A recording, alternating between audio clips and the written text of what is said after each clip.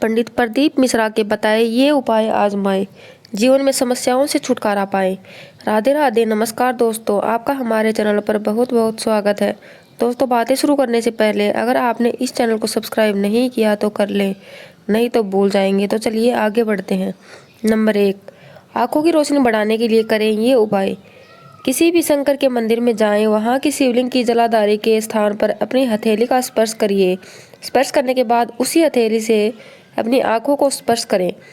22 से 25 दिन तक रोज शिवलिंग की जलाधारी से स्पर्श कर अपनी आंखों को स्पर्श करें। भगवान शिव की कृपा से कुछ दिनों में धीरे धीरे आपकी आंखों की रोशनी बढ़ने लगेगी, आंखों से चश्मा हट जाएगा। नंबर 2, कोई भी रोग को जड़ से समाप्त करने के लिए करें ये उपाय।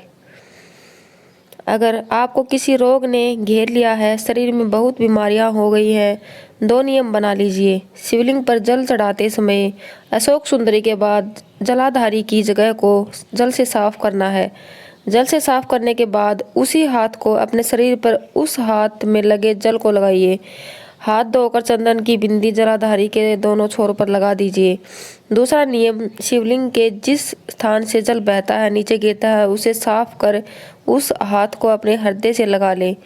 उसी स्थान पर एक चंदन की बिंदी लगा दे। ये 2 स्थान अगर आपने साफ करे हैं तो निश्चित ही कितनी भी बड़ी से बड़ी बीमारी हो, वो बीमारी समाप्त हो जाएगी। नंबर 3, पति पत्नी का झगड़ा खत्म करने के अचूक उपाय। जिस घर में पति पत्नी में बहुत कलेश होता है, बहुत लड़ाई झगड़ा होता है, दोनों एक दूसरे का मुंह भी देखना पसंद न करते हो, इतना क्रोध जिनके बीच रहता हो, तो पत्नी लकड़ी की बड़ी सिंदूर की डब्बी को शिव मंदिर में जाकर माता पार्वती से स्पर्श कराकर अपनी अलमारी में रख लेती है। 20-22 दिनों में ही पति पत्नी में आपस में बहुत प्यार बढ़ जाएगा और कभी झगड़ा नहीं होगा। नंबर 4, यदि आप कर्ज से बहुत परेशान हैं, कर्जा उतर नहीं पा रहा है, तो करें ये उपाय।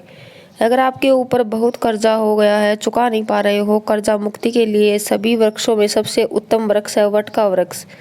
प्रशासनिक कार्य के लिए, मानसिक टेंशन में, परेशानियों में यदि आपके ऊपर बहुत ज़्यादा कर्जा हो गया है और वह कर्ज आप चुका नहीं पा रहे हो, तब कुछ दिन बरगद के पेड़ के नीचे आप वटकेश्वर महादेव के लिए 1 लोटा पानी, उसमें थोड़ा पिसा हुआ चावल और थोड़ी सी हल्दी डालकर वटकेश्वर महादेव के नाम से बरगद के पेड़ के नीचे अपनी कामना कहकर कर्ज का स्मरण करते हुए वह जल चढ़ा दीजिए।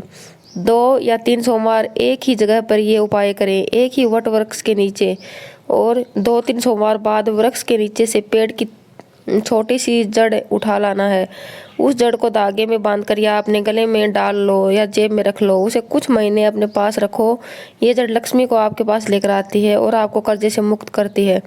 नंबर 5, जब जिंदगी में दुख बढ़ने लगे तो करें ये काम। हरी मूंग की दाल पानी में भिगो दे और उस मूंग में 1 बेलपत्र रख दो। सोमवार के दिन उसमें थोड़ा सा गुड़ डालकर किसी बैल को उस मूंग को अपनी कामना कर कर बेलपत्र और गुड़ के साथ उसे खिला दो। आपका कोई भी काम अटकेगा नहीं, आपको सफलता जरूर मिलेगी, चाहे वह नौकरी हो, कोई घर लेना हो, दुकान या व्यवसाय हो आदि।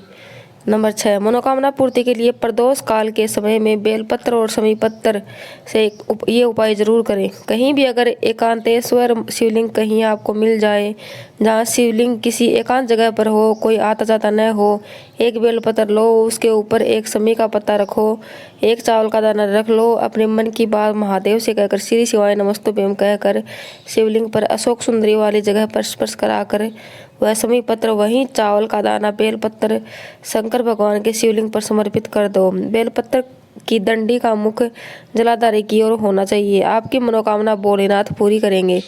नंबर 7, मंद बुद्धि या कम बुद्धि के बच्चों को ठीक करने के लिए करें ये उपाय। जिस घर में बच्चे मंद बुद्धि होते हैं या बुद्धि कमजोर होती है या मुंह से लार टपकती रहती है, दृष्टि नहीं होती, या हाथ पैरों में विकलांग होते हैं, या शरीर काम नहीं करता, उनमें कंपन होता रहता है, बच्चे में विवेक नहीं होता, दूसरे बच्चों की तरह उसका विकास नहीं हो पाता, उन बच्चों के लिए ये उपाय जरूर करें। गाय जब अपने बछड़े को दूध पिलाए और जब बछड़ा दूध पीता है तो उसके मुंह में फेन आ जाता है। उस फेन को चम्मच में ले लीजिए और अमावस्या के दिन कुंदकेश्वर का नाम लेकर उस बछड़े का फैन 2-3 अमावस्या उस मंदबुद्धि बच्चे को पिलाना शुरू कीजिए। धीरे धीरे बच्चे का दिमाग काम करना शुरू कर देगा। नंबर 8, कर्ज के बोझ से है परेशान तो करे ये आसान उपाय। प्रदोष काल के समय पर वट वृक्ष के नीचे दिया लगाओ और लौंग का भोग वटकेश्वर महादेव के नाम से समर्पित करने से आपको जल्द ही कर्ज से मुक्ति मिल जाएगी। नंबर 9, जिसके यहाँ धन की कमी है तो अवश्य करें ये उपाय, धन की समस्या होगी दूर। जिसके घर लक्ष्मी नहीं टिकती हो, पैसा घर नहीं आता और बहुत चिंता रहती है, मेहनत करने पर भी पैसा नहीं आ रहा, 5 सोमवार बेलपत्री के पेड़ के नीचे एक घी का दिया लगाना शुरू कर दो। शाम के समय थोड़ी सी मिट्टी बेलपत्र के पेड़ की उठा कर ले आओ और घर में चढ़कर दो, 5 सोमवार में ही धन में वृद्धि शुरू हो जाएगी। नंबर 10, यदि आपके जीवन में दुख समाप्त नहीं हो रहा हो तो करें ये उपाय।